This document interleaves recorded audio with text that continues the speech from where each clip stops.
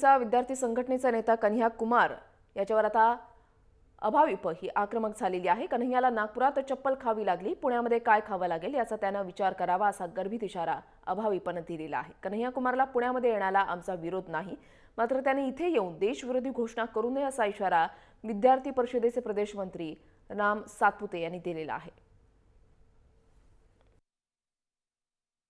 कन्हैया कुमारला एबीव्हीपीचा पुण्यात येण्याला विरोध नाही आहे, परंतु कन्हैया कुमार पुण्यात येऊन जर त्याने भारतीय आर्मीला बलात्कारी म्हटलं, कन्हैया कुमारने पुण्यात येऊन अफजल तेरे अरमानों को हम मंजिल तक पहुंचाएंगे अशा प्रकारच्या जर घोषणा दिल्या आणि कन्हैया कुमारने पुण्यामध्ये येऊन त्या ठिकाणी भारत के बर्बादी तक अशा प्रकारच्या घोषणा दिल्या तर आम्ही त्याला जोरदार विरोध करू, लोकशाही मार्गाने विरोध करू।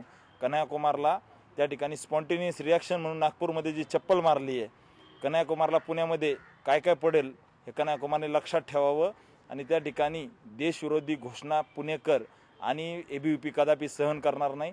त्याच्यामुळे कन्हैया कुमारने पुण्यात येताना त्याला जो जामीन दिलाय माननीय न्यायालयाने, त्या जामिनाचं त्याने व्यवस्थित पालन करावं।